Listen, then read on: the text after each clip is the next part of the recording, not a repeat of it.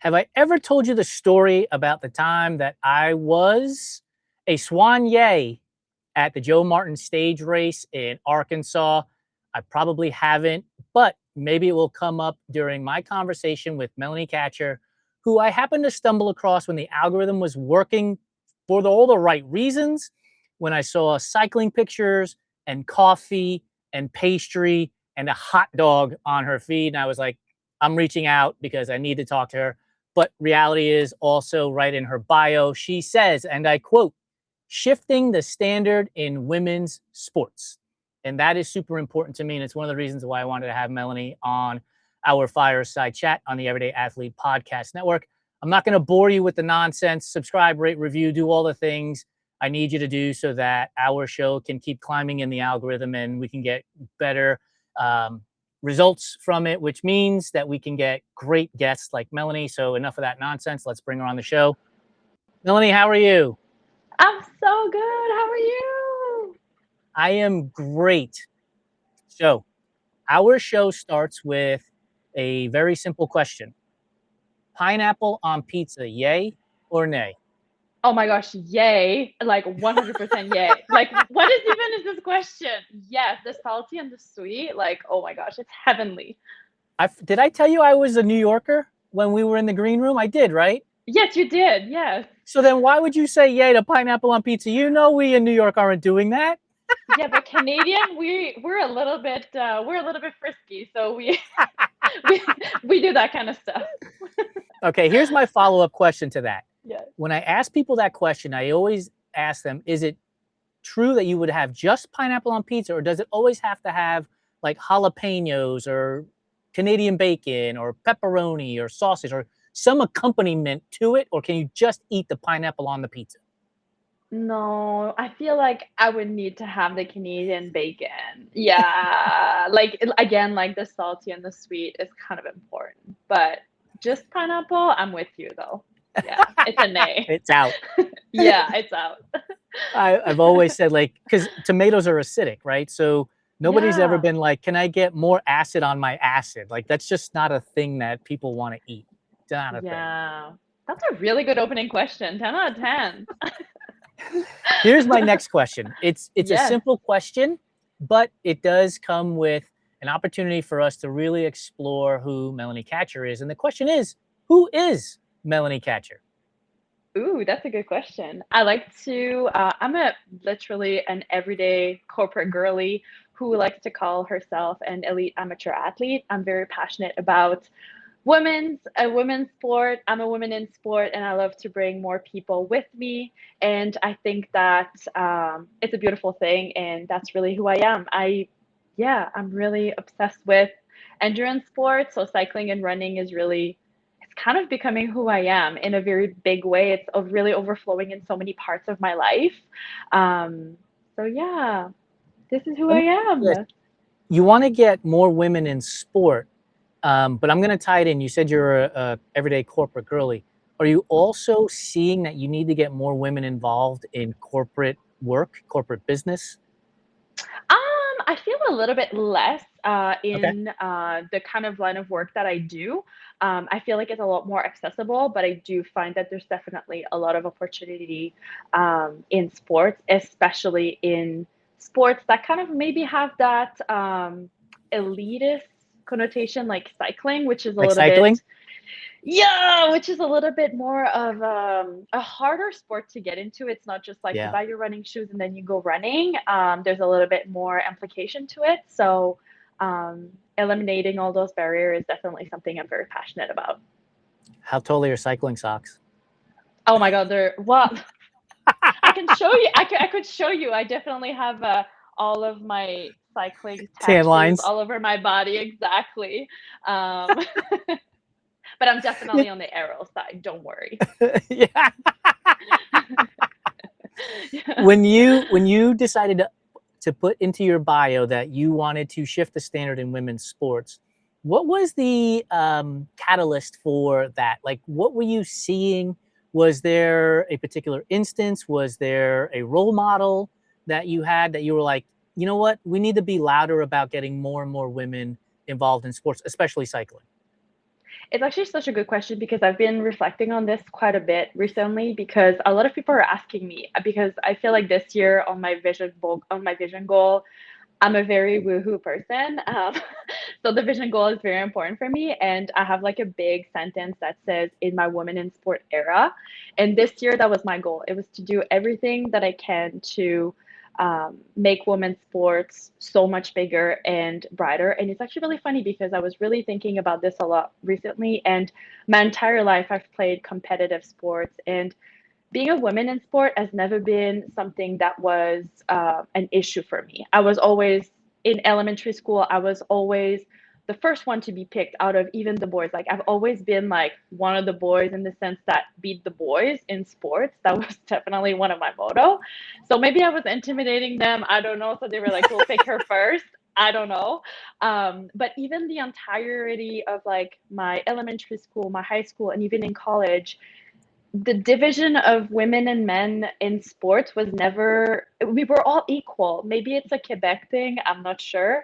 But we were all equal. And then as an adult, I started cycling quite late in Okay. in my life. I started in my 30s. So if there's women listening to us, do know that it's never too late to start. That's right. That's right. Literally, I started when I was 31 years old. So, and I'm still improving now at 36. So there's, yeah, you can grow so much. But it's not until I was 32 years old and I started cycling and I was very interested in racing that I've realized that there was such a divide in like the women and the men's sport. And to do a long story short, there was in 2022, there was a race where the men had a start, but the women didn't. And as a women team, we were like, wait, this is so bizarre. Like, why would we be like, why wouldn't we be able to race? And Right. and it's really at that time that I was like, wow, this is so crazy. Like women and men are not treated equally in sport, and it's quite wild.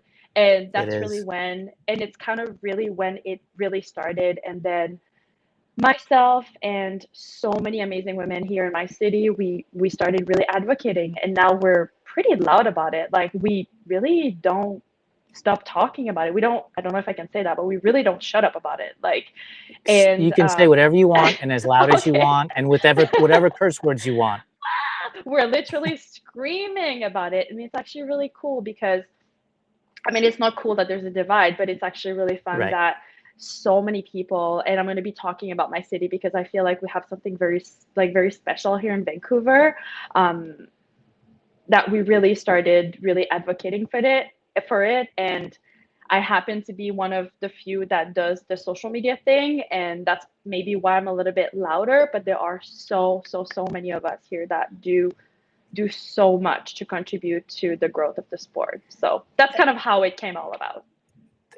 And I thank Yeah. you so much for that and I want to add this to that piece of it. So in the intro, I mentioned that I was a soigneur at the Yes. Joe Martin stage race in Arkansas a number of years ago. I had the good fortune that a friend of mine was the masseuse, was a soigneur and a team masseuse for DNA cycling back in the day.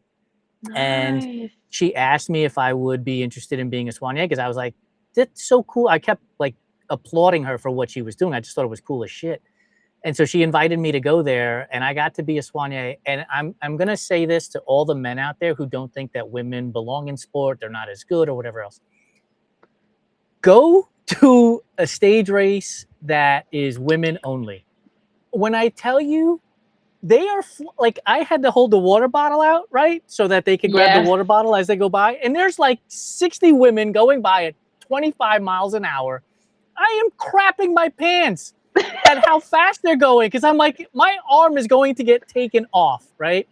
And Yeah. like to then see them all so spent at the end of the stage because they're working with each other. There was a team lead and they were always trying to get her to win. And they were the strategy that would take place and the conversations that were happening after the race. And then obviously then the next day before the next stage, like go to an event. Because if you're crapping on women's sports, I can almost guarantee you've never actually been to a women's event, especially when it comes to cycling, because it is Yeah. intense. It was one of the greatest experiences I've ever had, and I'd love to do it again. Like just being able to be on the course, driving to different parts of the stage, right, to have water bottles ready and food and the I'm going to call it a snack bag, but I know that's not the actual official name. Musette. A musette. Yeah. Yeah. Just, Yes. so you said you're on a team. So are you guys going to stage races, or is it local? Like, give me a little bit of background on the team that you're on.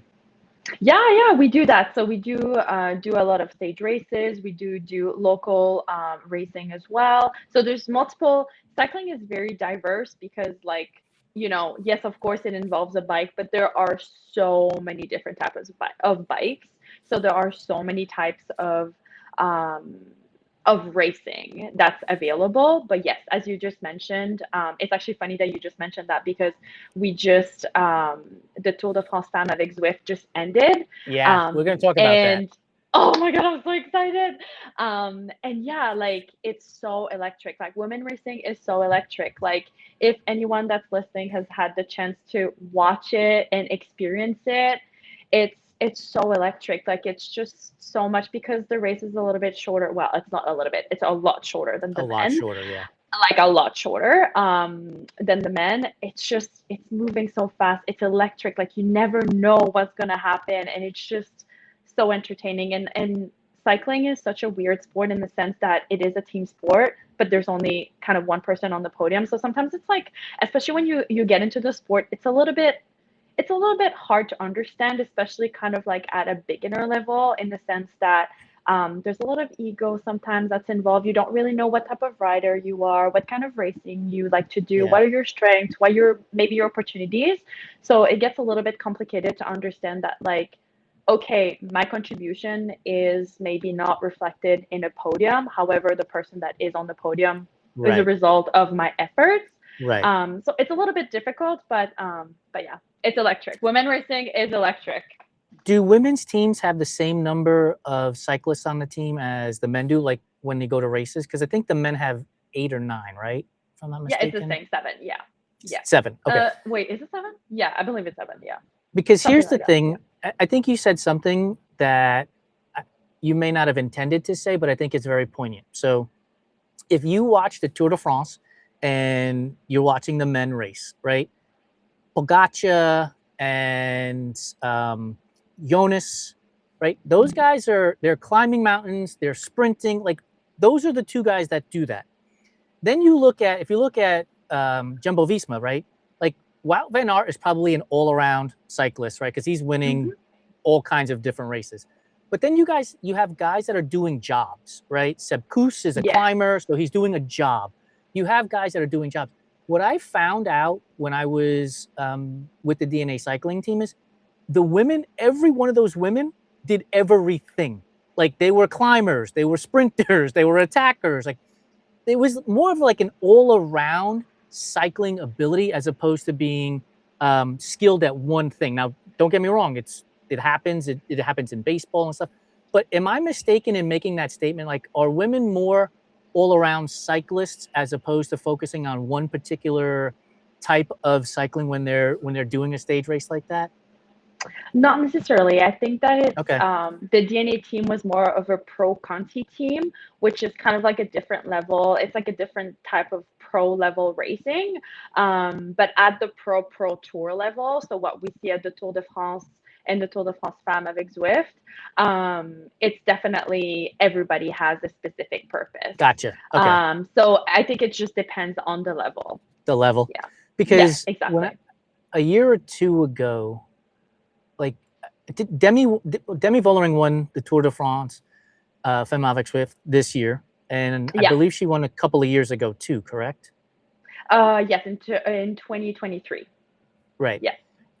If I remember correctly, it seemed like at every stage she was leading, whether they were climbing, whether they were sprinting, she was always in the mix at the front, which I guess lends to your commentary about at that level, because again, Tadej Pogacar is leading at virtually every stage too, unless that day they're sitting back and they have a teammate that's going to do something else.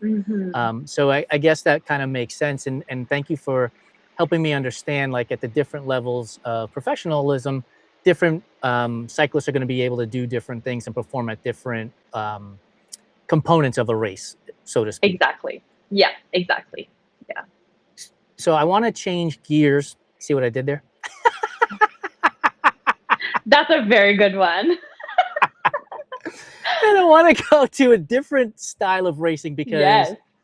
I never say never, but there's a very good chance I will never do this type of racing, which is crit racing. Oh my God, it's so cool. You should really Yeah, do it's it. crazy as shit. There's like, No, are it's you very kidding me? crazy. Yeah, it's very crazy, I but it's so cool. I lived in Dallas, Texas, and in McKinney, Texas, which is a suburb, they had Bike the Bricks, and it's a crit race. And I've also been to Tulsa Tough, and I've watched the crit racing at Tulsa Tough That's too. insane. Yeah. It's insane. Yeah. Like, Like your eyebrows like literally lift when they go by. You're like, yeah. Like, yeah. Just that fast. Yeah. like I'm going to try to explain this, and please fill in the blanks for me so that the audience understands, because we probably have a lot of runners. Crit racing is like probably what? How many starters? 15 to 20, maybe more sometimes.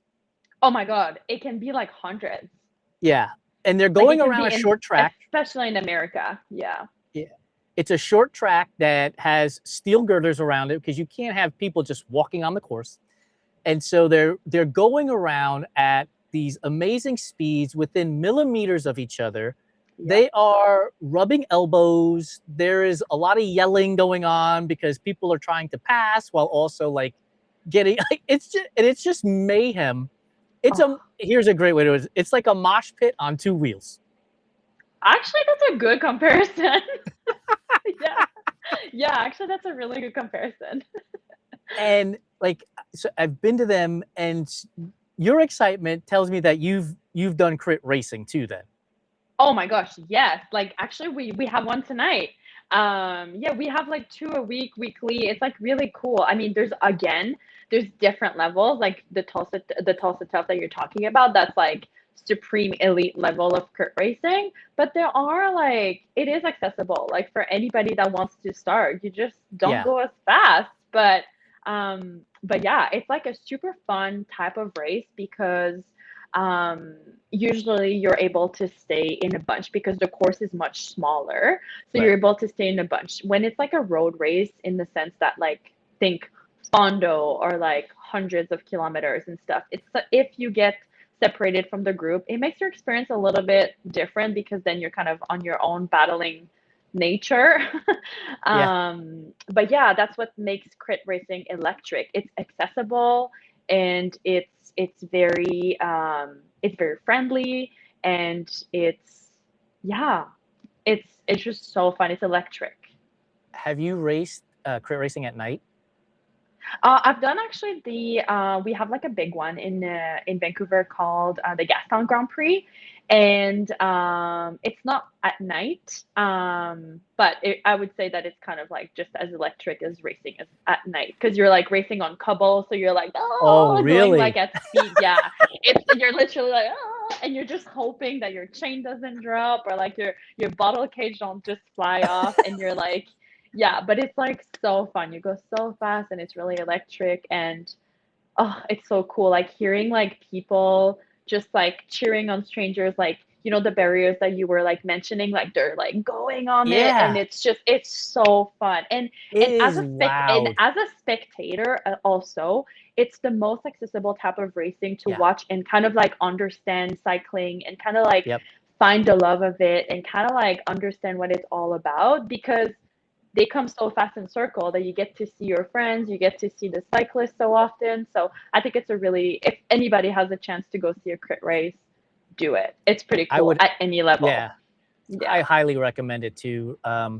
It just made me think of, at the end of a stage race, at any stage race, when the sprinters are going at, especially if it's a sprint stage, they're going Yeah. at after it. And then all along the course, they have the banners Yes. and there's, right? Like that's like crit racing. So those of you who've never been to a crit race, if you watch an end stage of a sprint stage of the tour, that's what it's like. People are smashing the banners and it's just loud as shit, but it's It's all cool. in a it's all in a circle, so they're coming around constantly, super fast. Yeah, Have it's you so cool. ever have you ever witnessed a wreck during a crit event?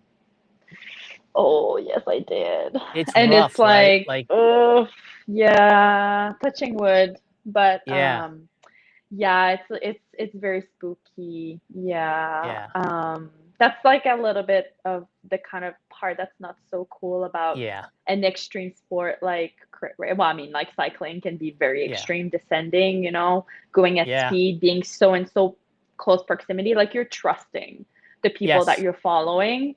And sometimes in the split second, you make a decision that you think might be the best decision, ends up not being the best decision, and somebody ends up with no more bones or something. well, this So, is I why mean, a you wear broken collarbone. helmets. This is why you wear Yeah, helmets. sometimes Like it's, yeah, yeah. I got, I used to ride a way more than I do now, but that's about to change. But I was in a really bad bike wreck. My front wheel rubbed the back wheel of a guy that I was riding with. There was about 8 or 10 of us in just a regular standard Saturday afternoon group ride, and we rubbed Oh, wheels, and I went down. And here's the thing, right? My helmet was cracked, and it takes a lot of force to crack a cycling helmet. And, thankfully that I had the helmet on, and I was always an advocate for people wearing helmets. But it became even bigger after that, right? Because I now have the experience that your head could have been the helmet and just cracked, and who knows what would have happened there. So for those of you who are listening, I don't care if you're going to the grocery store in your beach cruiser, put on a helmet. You don't know what may happen in that 2-minute ride from the front door to the grocery store. Like, I can't say it enough. I know. And you literally have like that's what I always tell. That's one of my two pet peeves, like biggest pet peeves as living in the city, and having such a bike friendly city is Yeah. literally people not having a helmet. And literally, if something happens to your body, there's so many options now that you can get replacement, arms or whatever. But your head, you have one chance, and Yeah. that's it. Like, so I don't know, protect it. It's not Yeah, worth that's it. right. I, Yeah. I was I was running on the trails on Saturday, and a kid on a mountain bike went by me without a helmet on, and I was like, man, that is just not all that smart. Like it's one thing on the road, but here you are literally going to be running over Breathing. rocks. Like, Yeah. put on a helmet, kid. Oh. Um, Mm. I want to switch away from the serious conversation to a little bit more lightheartedness. I forgot to tell you to bring a drink to the show, but I brought my own. This Oh. is this is a espresso, cherry Coke Zero, and cream drink, which has become my Oh. go-to. Now I Fancy. know when you're a cyclist, like one of the best parts of cycling is the coffee shop stop. You Look at your know face. it. You know it. Yes. I don't I think you put the pictures up once a week of the week that you just had with cycling and everything else. Yes. And like, don't get me wrong, I love the cycling pictures, but I can't hit the arrow fast enough to find the coffee stop. That's so funny. Well, I mean, like cycling is a game of, coffee and carbs. So That's it. Do you have what is it? a standard order when you go to a coffee shop during a ride? And if so, what is the standard order? And then if you have to make a change because they don't have it, that's cool. But what do you want to get every time?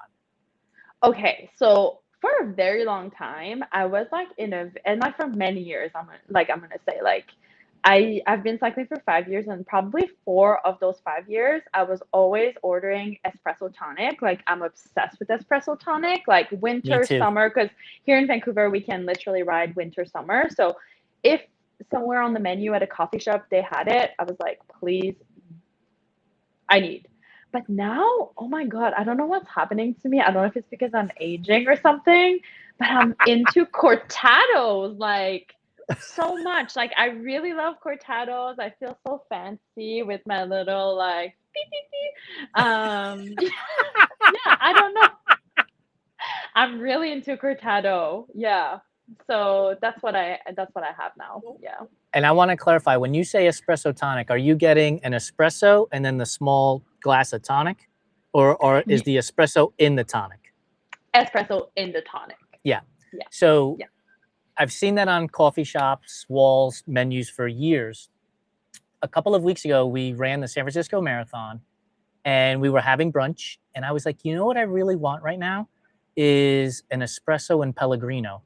And so I went to the countertop and I said, can you make me an espresso and Pellegrino? And the guy gave me a face like, what are you talking about? And I was like, here, how about this? I will take this Pellegrino. You will pour me a double shot of espresso in a cup and give me a glass of ice, and I'll just make it myself. And I posted this video on YouTube, and it's one of our best performing shorts because it's literally just the espresso with the Pellegrino and then the creamer afterwards. And that's now my new drink of summer. So if I'm on a ride and we stop at a coffee shop, I'm getting that. But I have to give you a word of caution. If you go to Starbucks, they don't have that stuff. And so the lady behind the counter, unbeknownst to her, she was like, oh, well, we have Spindrift, which is tonic water, and it was lemonade. But it was terrible. Like it ruined everything. I was like, this is definitely not in order. Okay, noted. Yeah. So we got the coffee part, cortado. What about the carbs part? What are we getting there? Ooh, I mean, I'm French Canadian, so I have a lot of French in me. I'm a big croissant girl. Yeah. Okay. Croissant Plain all the croissant, way. almond, pistachio. I really like pain au chocolat, like a chocolate croissant. Yeah. Mm-hmm. We were in, I know where it's, we broke the rules, but we were in Paris earlier this year, and I did not get a chocolate croissant while we were there. I ate everything else. That is crazy. Okay, so I think we're done with this interview. Bye-bye. The pineapple on pizza and then no chocolate croissant. Our friendship has ended. I'm going to bring it back, though, because you have a post on Instagram, and it literally says Crit Dog. Yes. So, yes. I also eat a lot of hot dogs. Yes, that's why we're back. Yes. I mean, like, nothing can beat the 150 combo of a hot dog and a pop at Costco. Like, in this economy, I mean, it's a no-brainer. It's a no-brainer. All right, what are you putting on the dog? What is the go-to toppings? Oh my God. It really depends on what's available, but usually mustard and relish is my my go-to. That's the go-to? I really like it. Yeah. No sauerkraut? No sauerkraut, no. But it's good. I like it, but just no. Yes, no. No. Yeah. All right, I'm gonna bring it back to cycling because we've covered some important topics. Then we dived into food, but I want to talk about the most. I believe UCI put this report out, and I wanted to get your reaction to the idea that women with larger breasts have an aerodynamic advantage when it comes to cycling. I think it was UCI that put this report out, correct? Yeah, that's correct. Like, your very first reaction when you saw the headline was what? I mean, yeah, it's true. I mean, I'm a bigger chested woman myself, so I guess I'm more aero than most. But also I'm probably heavier than most going up mountains, so I guess it balances itself. But I don't know. I tend to like kind of ignore and roll my eyes a lot. There's like so many rules in cycling that just I feel like at this point we're just trying to like make rules just to make rules that don't make sense. And I think that it's that kind of stuff sometimes that if someone that's newer to the sport sees that kind of information and maybe doesn't fully grasp the whole story of it, can make it intimidating. Like now we're talking about people's bodies, like who cares? Like it felt totally unnecessary. Yeah, exactly. Right? like I Mm. saw that, especially around now, right? The tour is happening. To put out this report now kind of felt like it diminished the excitement around the Tour de Femme avec Swift. I was like, why now? Of all the days of the year on the calendar, now is the Mm. time to put it. Just felt like it took away from the momentum of the conversation for the performance of women in sport. Yeah, I think there's always I don't think it really diminished it, but you're absolutely correct. Like I feel like it just kind of changed the momentum that we're having. It's always like we take so many steps forward and then there's always not necessarily taking a step back, but we're just kind of like I feel like there's just so many questions all the time around like women cycling. Like there's been so many amazing accomplishments in the Tour de France Femme avec Zwift that just happened, and everything is just always compared to the men or always compared to stuff that just doesn't make sense or not necessarily diminishing the efforts, but just like yes, but you Right? know. Yeah. Yeah. So it's a little bit yeah, it's a little bit I feel like sometimes it's a little bit hard and I can only imagine how difficult it is for them accomplishing such amazing like the most amazing things at such a high level and having so many eyes on yourself on themselves, but it's kind of difficult to be a woman in sport in that sense, It like you know is. if you're always scrutinized and Yes. yeah, it's just yeah, it's a weird time. Ear- Yeah. Earlier in the conversation, you said you're one of the people who is yelling the loudest. And so how do we, and I include me in the we, how do we change the conversation so that we don't stop the momentum? That if we're building towards a goal, we don't take an exit ramp here and then an exit ramp there, that we just stay on the highway there. How do we make that happen? How do we bring the conversation forward as opposed to taking this exit ramp? I think we just have to keep doing it. Like, I think that sometimes I feel so repetitive in the things that I say or that I do, but every time there's one more person that it resonates with. Or, you know, every time there's one person that see themselves or they see that acceptance of doing the thing, which is like maybe just joining a group ride or maybe just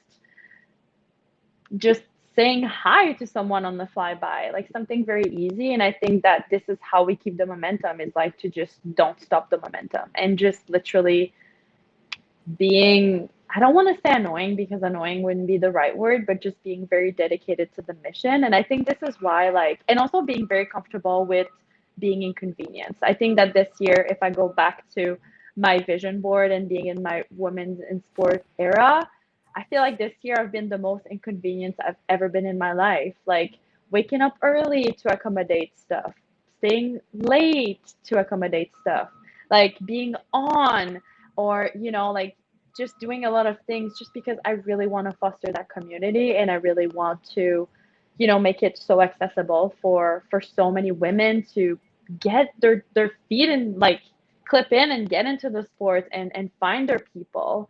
So I think that this is how you keep the momentum by just never shutting up about it and by just being okay with being inconvenienced even when it doesn't fit in really. If that's the belief and if that's what you believe in and that you're committed, um, something you're committed about, like to just keep doing it. It's a Well, very it lame worked. answer, but that's just how it is. No, it's not a lame answer. It's Yeah. like the best goals are achieved through the boring, right? Like Yeah. going and doing the boring core work gets you to be a better cyclist. Like going and doing the Yeah. easy days gets you like it's just it's the repetitiveness. But it clearly has worked because somehow, some way, the algorithm was like, I'm gonna put Melanie in front of you, Jason, on Instagram, Yay! and then I was like, you know what, I want to talk to her because this is like something really. First of all, it's important to me that we talk about more and more women in sport. And some people have asked me, Jason, why is it important to you? And it's simply, look, I have a wife, I have a sister. I had a mother, she has since passed, but I've had aunts and I have grandmas, right? I have women in my life. Why would I not want the same for them as has been accessible to me? And so why would I not want to advocate for women, especially in sports that I participate in? And so you being repetitive put you in front of me. And then one day I reach out and I'm like, hey, do you want to talk to a stranger on a podcast? Yes. and now Yeah. and And now here it's we are. And go ahead. yeah. And that's what I always tell all of the cool women that I get to interact with is like, you never know who's watching. Like, Yeah. you never know who's watching. You never know who you're impacting. Like, you never know, like, you doing the thing, who you're going to reach. And it's actually really cool because this year, again, because I've been like really on a mission, it's been so cool to see so many people flourish. Like, for example, I host a ride every Friday morning. And it's been so crazy for people to like meet new friends. And now they go on their big adventure together. And now they go chase their goals. And then they bring more people. And it's like, I feel like inspiring someone is amazing, but it's like what the person is going to do with the inspiration that you give them. And I think that Yeah. it's so amazing to see like all those people that like the momentum is just like going because it's just overflowing onto everybody, and it's just such a beautiful thing. And yeah, I'm very obsessed with that. So Yeah. you race crit, you've done stage races. Have Yeah. you ever thought about doing like some of these? I've talked to a number of different people who have done these super long multi-month rides from like Alaska all the way down to South America. People have ridden across the US. I'm sure there are people that ride across Canada. Has that ever been a thing where you've like, it'd be fun to ride my bike for a month straight across Canada or however long it might take? I don't, I mean, I've considered it, but I don't think it's something that I'm really, really into. Like, I'm very into climbing though. Like, I really love Okay. high elevation days. So that's definitely something I'm more into. So if it would be like doing as many meters as we can going uphill, then I'd be down. But like a long thing, I Not mean, so I'll much. never say never. I never thought I would be into multisport, and now here I am wanting to qualify for World's Duathlon. But Tell me more about that. I'm going to interrupt yeah. you. Tell me more about Oh, that. So how did this come about? oh my gosh, it was just all my friends. I guess like COVID has just got like endurance sport even more popular. Yeah. And then all of my cycling friends were like, "Oh, let's start doing triathlon, Ironman, blah blah blah." And then I was like, "Oh my gosh, swimming sounds horrible." But I was like, "Wait, I kind of want to try something else." Like I ride a lot, so I was like, "Oh, I'm kind of scared that one day I'll maybe get burnt out of it. So maybe I should try to like kind of branch out and do something else." And then I started running and I was like, wait, can I combine like running and cycling, but like no swimming? And then I started doing my research, and duathlon is really not a popular sport.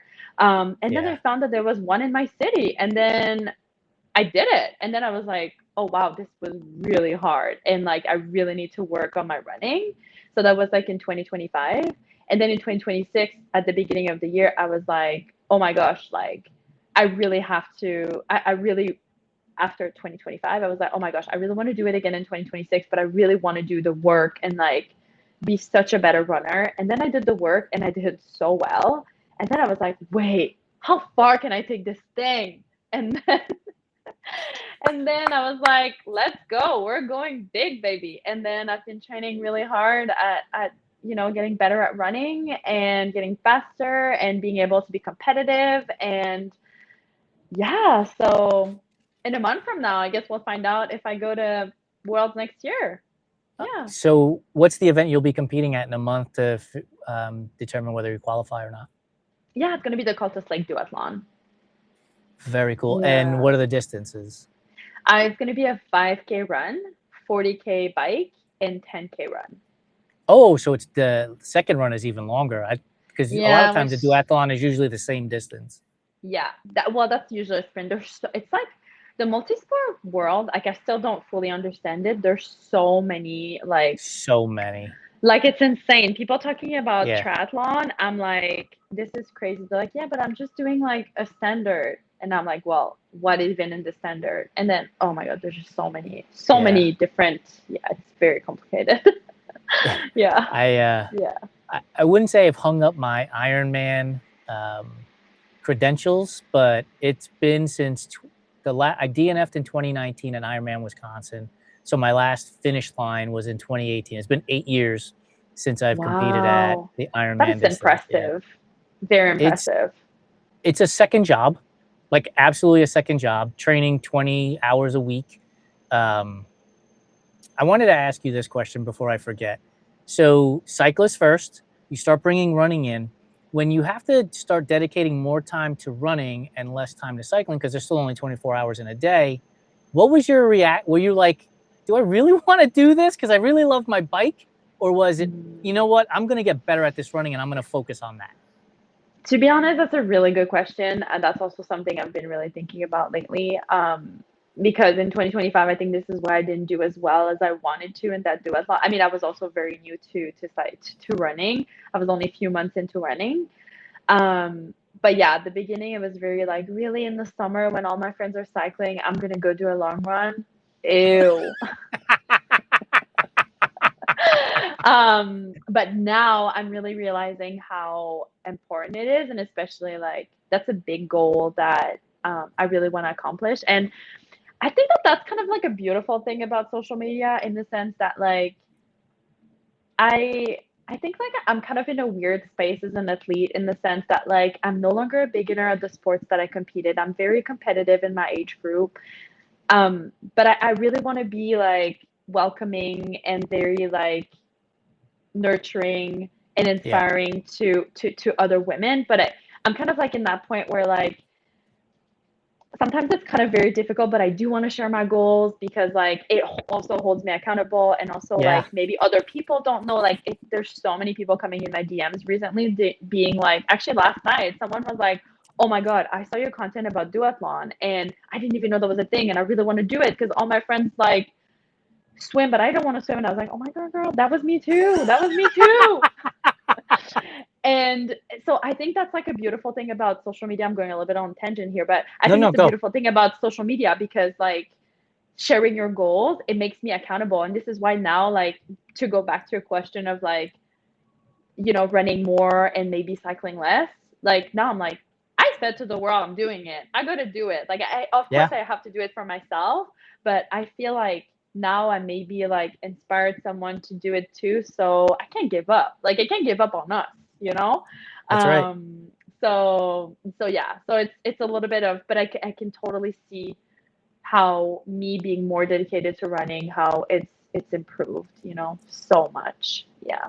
I, I just put up every Monday. I put into our feed a morning cup of Jason, and this past week was what are you waiting for permission on? And it's interesting because on the trail on Saturday, I said to myself, I want to be in 1 year from now considered one of the best trail runners in Phoenix in the male 50 to 54 category. And it just popped into my head. I don't know what spurred it, but years ago when I lived in Dallas, I was one of the better trail runners. I finished third in my age group in the Texas State Championships. I don't know what they call them for trail runners.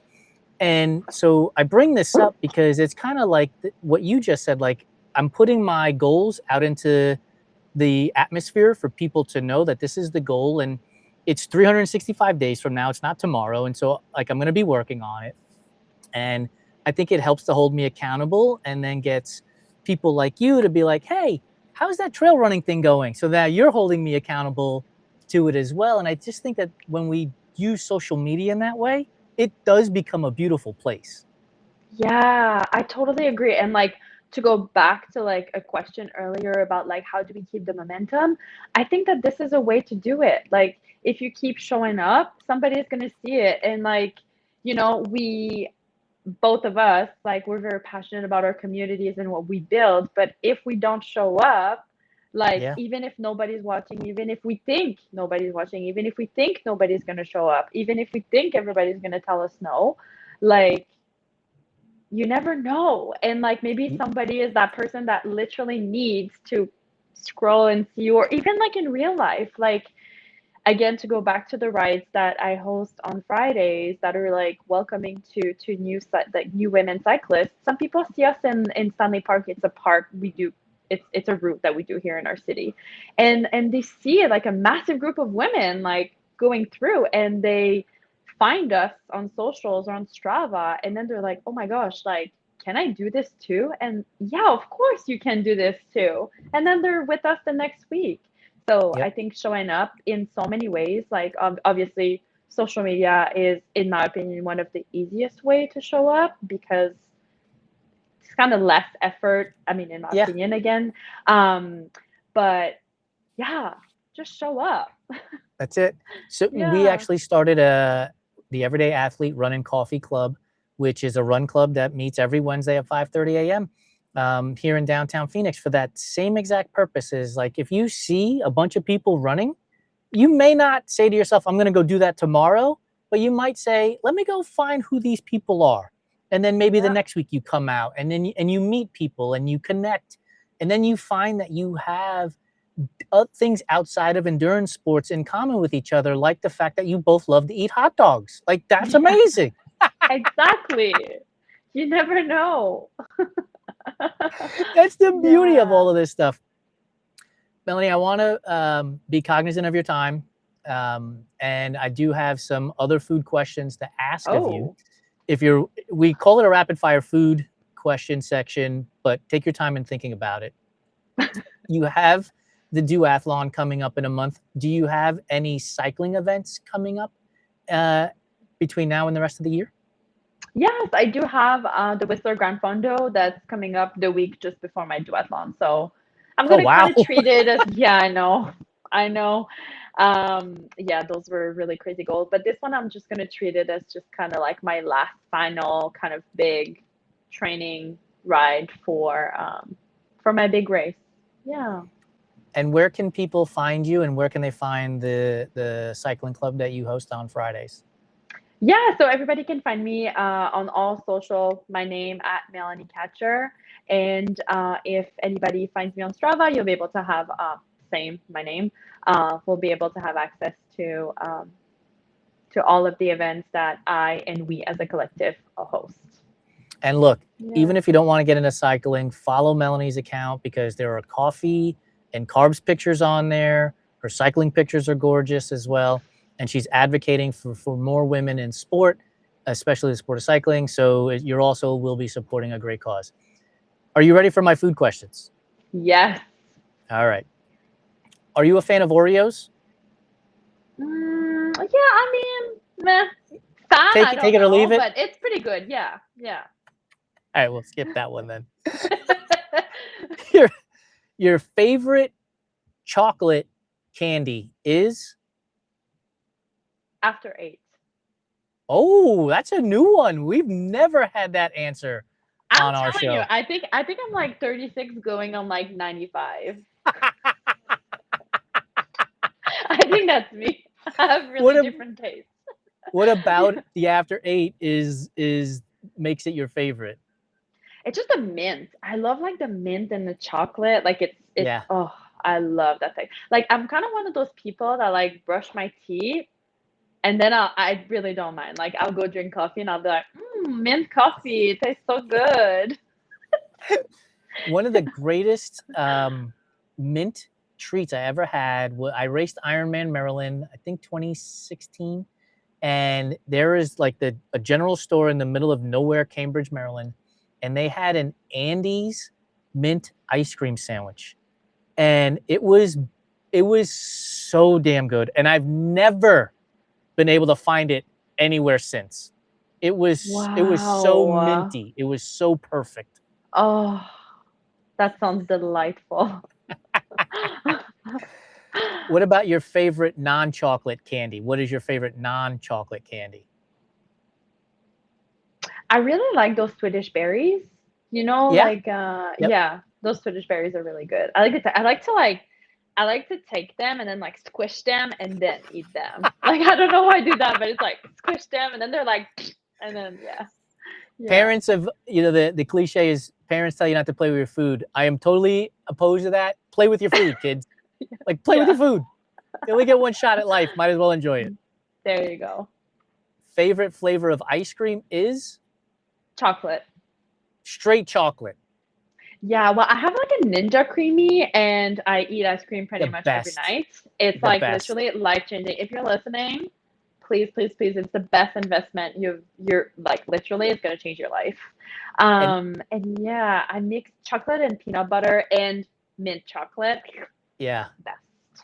Yeah. Do you drop any like? So I used to with the Ninja Creamy. I would chop up a protein bar and drop that into the creamy so that it would mix it up into the ice cream, and so that I'd get like a little bit of a protein bar in with my ice cream too.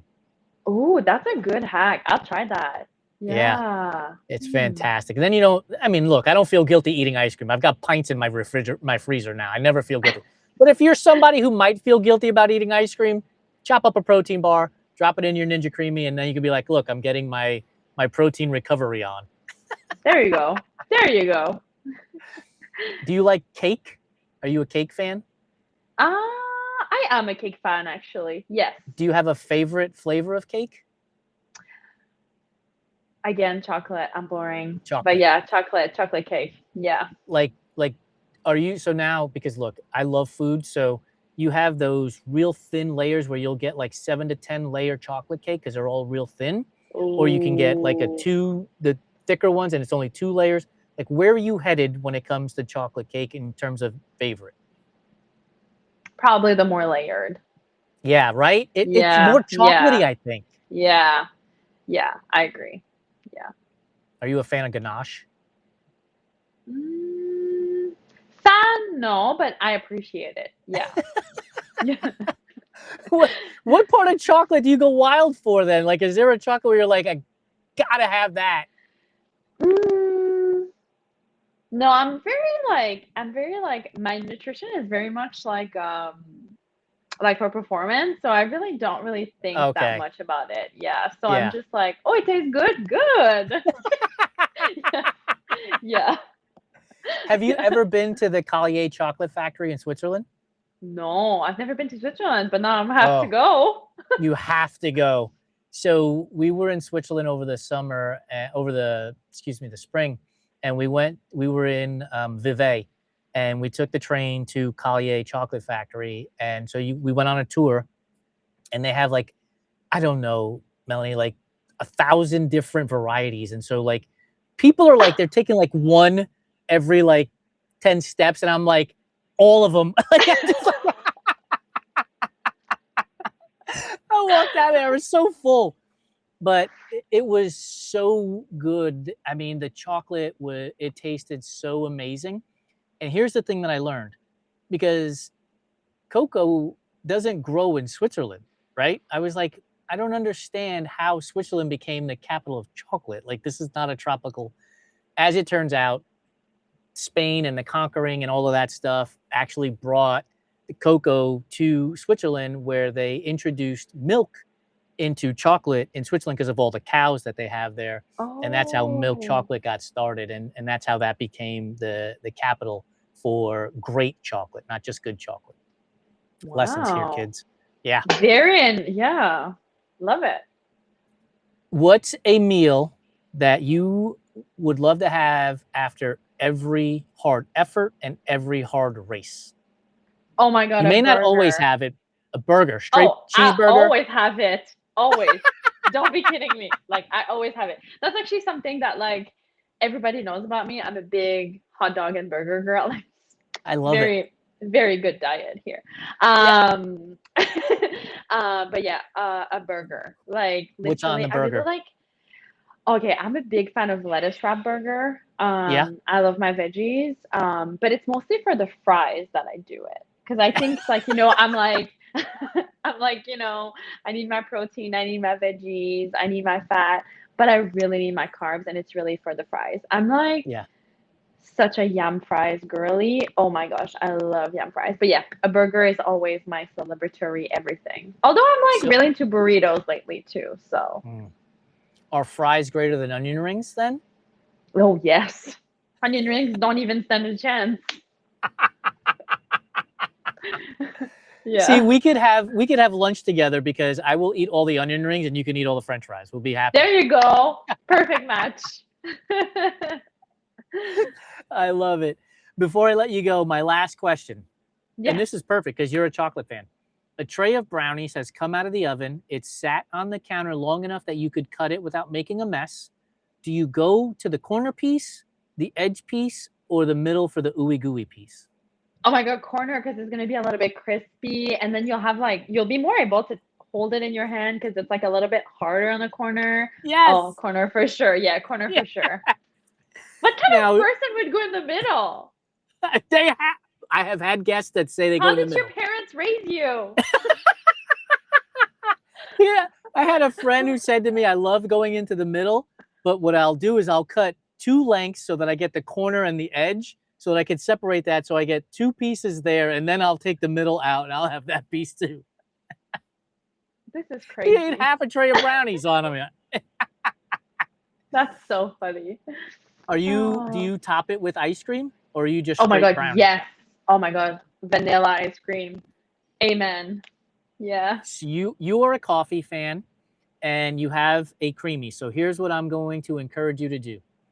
Make a coffee ice cream with your Ninja Creamy and then put your brownie in the bottom of the mug and put your coffee Ninja Creamy over top of it. And as the creamy melts into the brownie as you're eating it, you end up getting like a mocha and you're good to go.